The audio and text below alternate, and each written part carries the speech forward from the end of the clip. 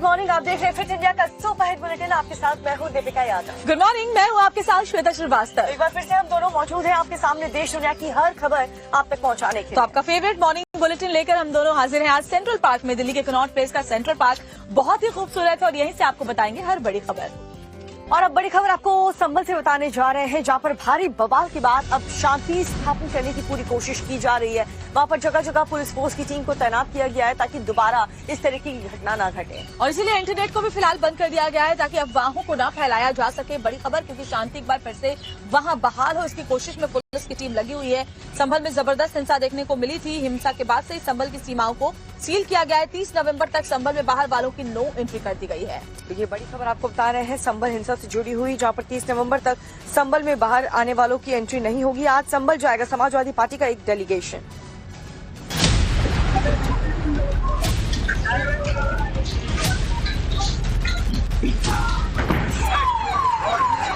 संभल में शांति कायम करने की कवायद जारी है। रविवार को जो हुआ उसके बाद से ही पूरे इलाके में तनाव है और अब उस जख्म को ठीक करने के लिए संभल की सीमा सील है। 30 नवंबर तक बाहर वालों के लिए नो एंट्री है। चप्पे चप्पे पर पुलिस तैनात है। ड्रोन कैमरों से निगरानी हो रही है। एहतियातन जामा मस्जिद की नाकेबंदी की गई है। आज भी पूरे इलाके में इंटरनेट सेवा बंद है। अब उस करतूत को देखिए जिसकी वजह से संभल में मजहबी दंगल छिड़ा। संभल की ये स्याह तस्वीरें रविवार की हैं और अब मौका है दंगाइयों को सबक सिखाने का, नकाबपोश के सिर से हिंसा की सनक उतारने का, पत्थरबाजी, आगजनी और तोड़फोड़ की करतूत पर कार्रवाई करने का, जो कि अब शुरू हो चुका है।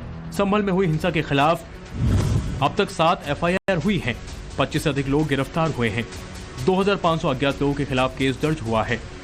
SP सांसद जियाउर रहमान बर्क और संभल सदर सीट से SP विधायक इकबाल मसूद के बेटे के खिलाफ मुकदमा दर्ज किया गया है।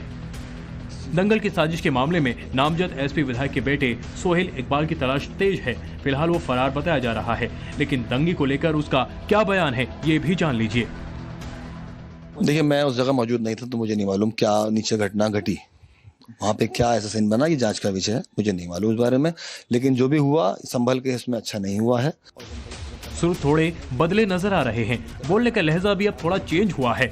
लेकिन दंगों के आरोपी संभल के सांसद जियाउर रहमान बर्क के हनक देखकर आप हैरान रह जाएंगे। मुकदमा इस वजह से दर्ज किया है कि मैं अपने लोगों की पैरवी नहीं कर सकूं, अपने लोगों की जो कानूनी है वो तौर पे मदद नहीं कर सकूं। लेकिन ये पुलिस और प्रशासन के लोग गैर जिम्मेदार हैं और इस बात की गलत शिकार हैं कि मैं अपने लोगों की मदद नहीं करूंगा। जो जायज कानूनी मदद होगी अपने लोगों की मदद करूंगा। संभल दंगे को लेकर शाही जामा मस्जिद के सदर जफर अली से पुलिस ने पूछताछ की। जफर अली से तकरीबन 4.5 घंटे तक पूछताछ हुई और इसके बाद जब जफर अली थाने से निकला तो सुनिए क्या कहा। मुझे बुलाया गया था, मैं आ गया। अब मैं घर जा रहा हूँ। नहीं, आप पूछताछ के लिए आपको बुलाया पुलिस? हाँ। वगैरह सिर्फ ऐसी बात करने के लिए बुलाया? पूछताछ करने के लिए बुलाया। हाँ। कि ये चीज जो दी है आपने, इसके बारे में हमें थोड़ा सा पुलिस बताएं। कह रही है कि आपने सारी गलत बयानी की है हर चीज की। नहीं, देखिए वो तो बात की बातें हैं। पुलिस तो यही कहेगी कि गलत है। अब ये वो क्या कहती है क्या नहीं कहती है उसका कोई मतलब नहीं।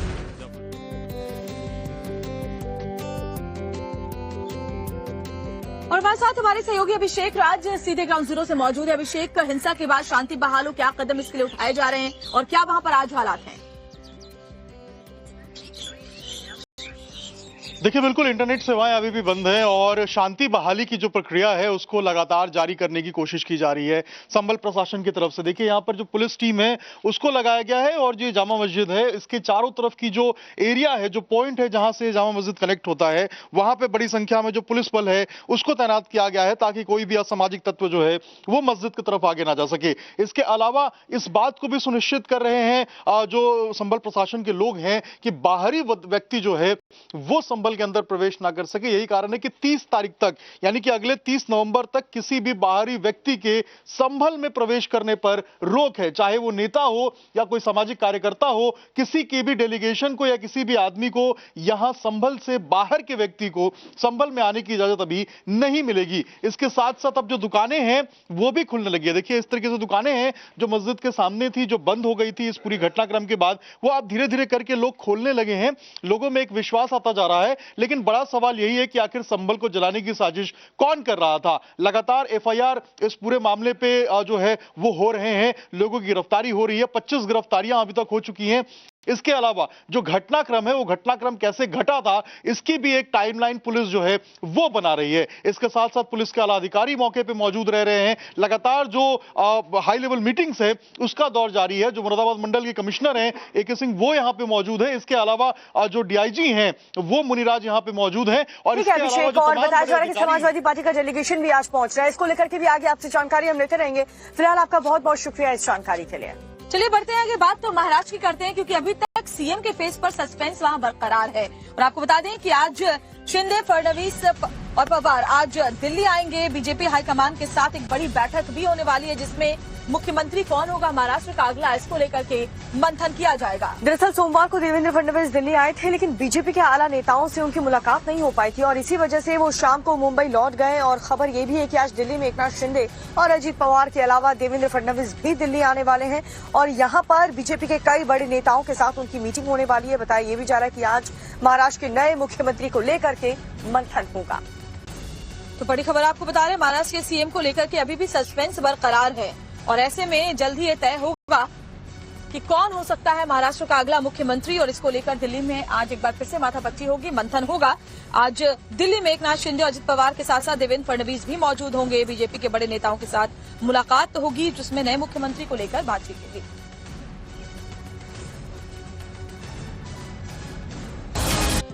और एक और बड़ी खबर आपको उदयपुर से बताते हैं, मेवाड़ राजघराने का जो झगड़ा है वो सड़कों पर उतर आया है। बताया जा रहा है उदयपुर सिटी पैलेस के अंदर हिंसा और पथराव हुआ है। जहां पत्थरबाजी की तस्वीर भी सामने आई है। विश्वराज के समर्थकों ने जम करके हंगामा किया।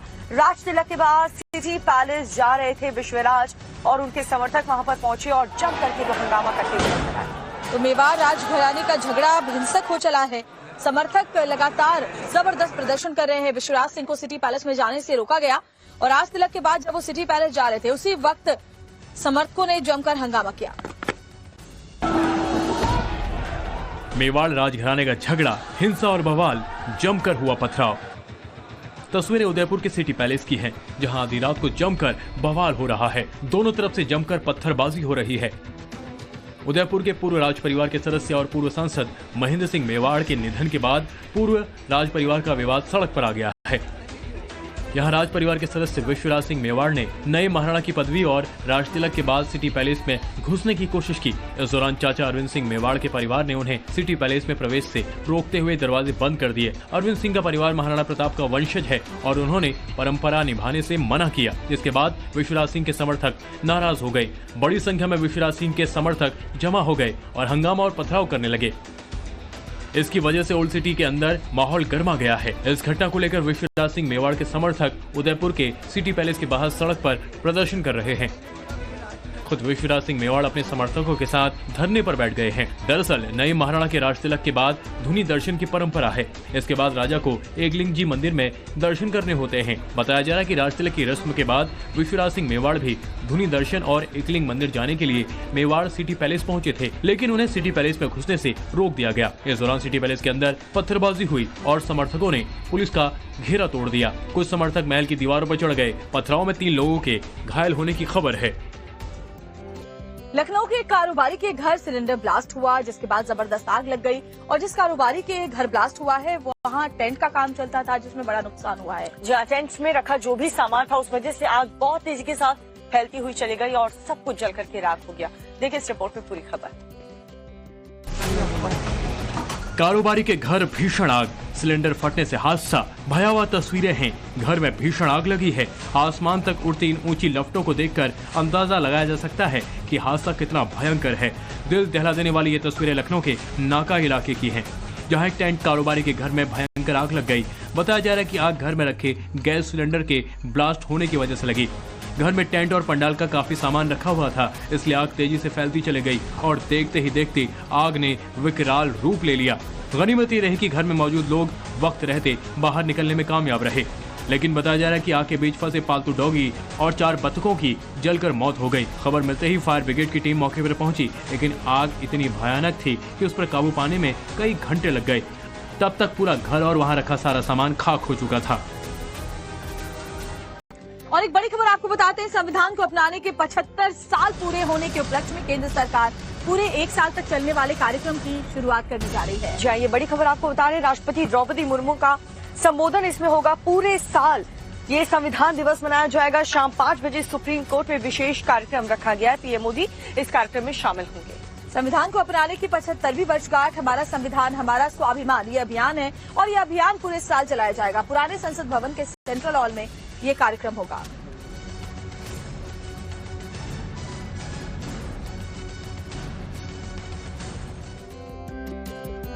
और इन दिनों हम देख रहे हैं कि जो विपक्ष के नेता हैं वो लगातार संविधान को लेकर के पीएम मोदी के खिलाफ झूठा नैरेटिव चलाने की पूरी कोशिश कर रहे हैं। लेकिन पीएम मोदी के लिए शुरू से ही संविधान सर्वोच्च रहा है। तब गुजरात के सीएम के तौर पर मोदी ने टाइम्स नाउ की group editor in chief Navika Kumar के तीखे सवालों के जवाब में क्या कहा था वो आपको सुनवा देते हैं।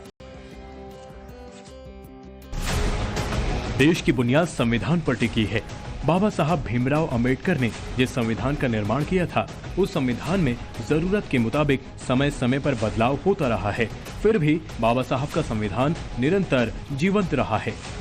हिंदुस्तान में कोई भी संविधान से ऊपर नहीं है, लेकिन पिछले दिनों संविधान को लेकर काफी विवाद रहा है।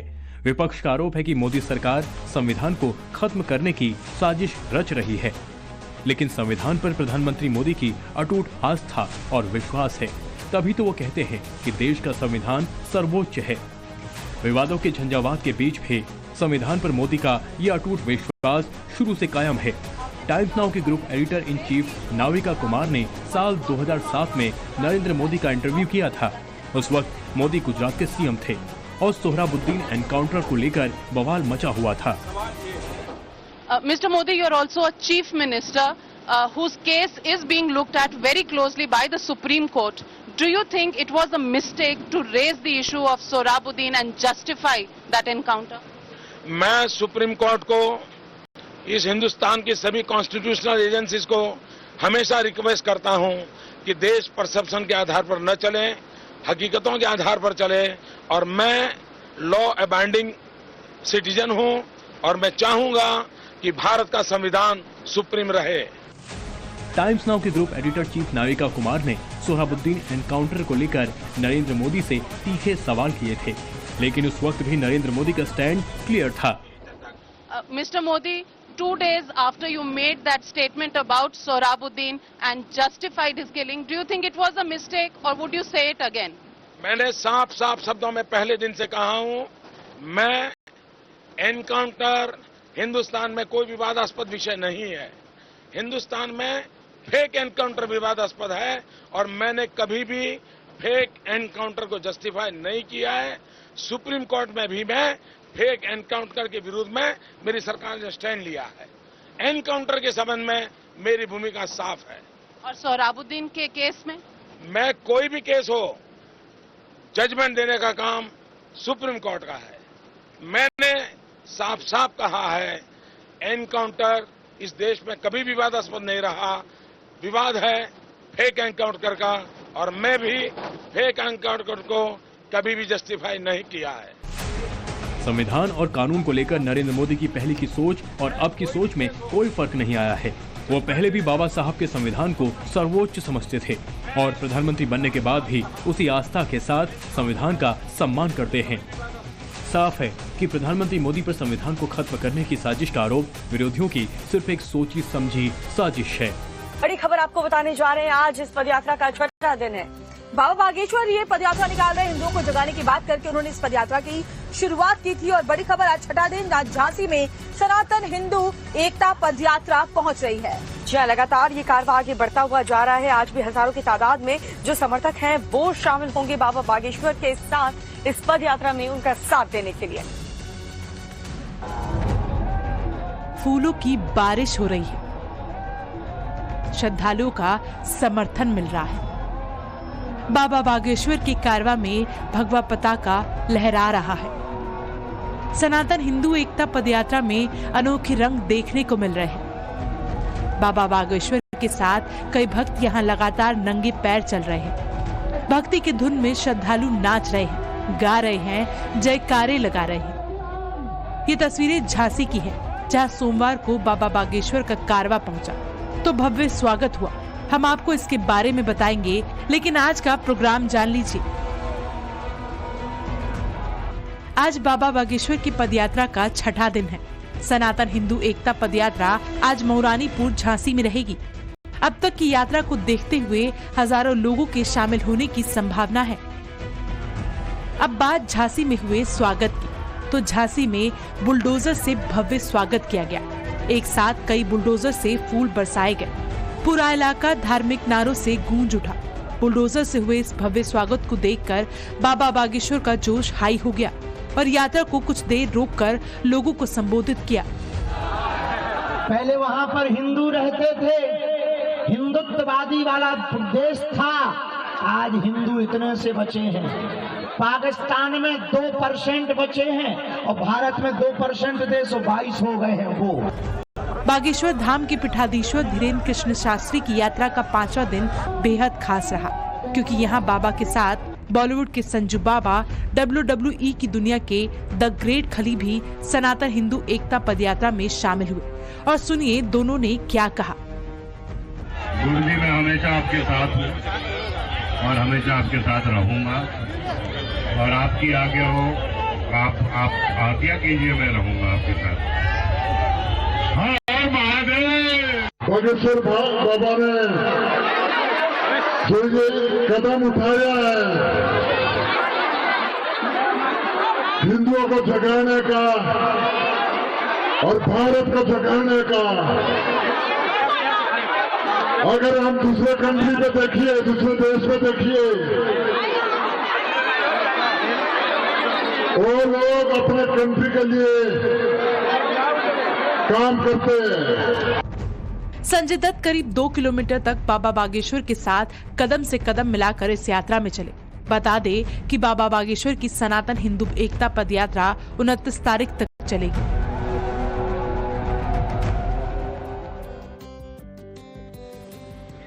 संभल हिंसा को लेकर समाजवादी पार्टी भड़की हुई है। मामला वोट बैंक का है और इसीलिए समाजवादी पार्टी के निशाने पर यूपी सरकार है। जी हाँ, संसद में संभल हिंसा को लेकर के जम करके बवाल होता हुआ नजर आया। कांग्रेस पार्टी के साथ साथ समाजवादी पार्टी और ओबीसी की पार्टी भी जम करके हंगामा करती हुई नजर आई। किसने क्या कहा वो आपको बताते हैं।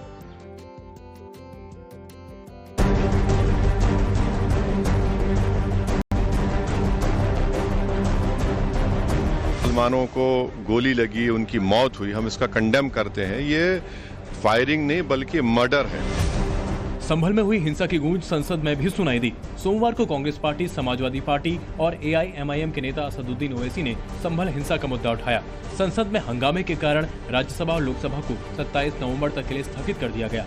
सत्र के पहले दिन 12 बजे जैसे ही सदन की बैठक फिर से शुरू हुई, विपक्षी सदस्यों की तरफ से नारेबाजी की गई।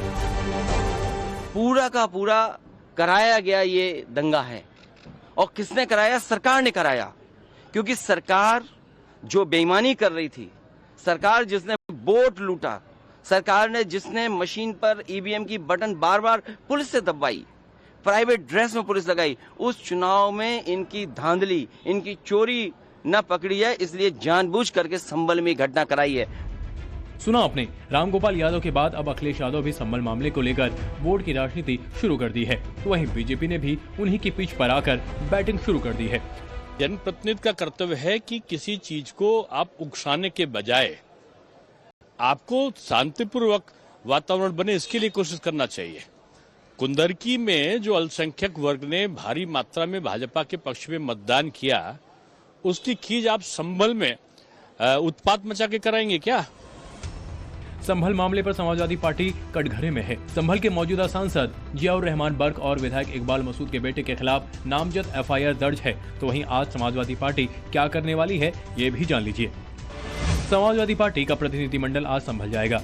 संभल हिंसा का जायजा लेने के लिए अखिलेश यादव ने 12 सदस्यीय टीम बनाई है। SP की 12 सदस्यीय टीम अखिलेश यादव को संभल की रिपोर्ट देगी। वहीं AIMIM के नेता असदुद्दीन ओवैसी ने लोकसभा स्थगन नोटिस दिया और एक प्रस्ताव लाने और संभल हिंसा को लेकर चर्चा कराने की मांग की। कानून कोई चीज है ही नहीं है। जिस दिन कोर्ट में सुनवाई होती है उसी दिन ऑर्डर हो जाता है, उस दिन सर्वे भी हो जाता है। मतलब साफ है कि संभल हिंसा पर शुरू सियासत का दौर फिलहाल थमने वाला नहीं है, क्योंकि विपक्ष के तेवर तल्ख हैं। तो वहीं बीजेपी का रुख भी बेहद गर्म है। सुनिए केंद्रीय मंत्री गिरिराज सिंह ने संभल हिंसा को लेकर क्या कहा है। गोधरा में जैसे पहले से प्रायोजित था, उसी ढंग से विपक्ष ने तुष्टीकरण नीतियों के तहत वहां पे सर्वे टीम पे हमला नहीं था, ये भारत के संविधान पर हमला था, भारत के लोकतंत्र पे हमला था। ये भारत को जलाना चाहते थे। इन लोगों ने कहा था कि भारत को बांग्लादेश बनाएंगे, ये संभल को बांग्लादेश बनाना चाहते थे। तो एक तरफ तो संभल को लेकर सियासत हो रही है, तो वहीं दूसरी तरफ संभल की हिंसा को देखते हुए योगी सरकार दूसरे जिलों की सुरक्षा को लेकर अलर्ट मोड पर है। सड़क पर फ्लैग मार्च हो रहा है। बहराइच समेत कई जिलों में ड्रोन कैमरे के जरिए खास निगरानी रखी जा रही है।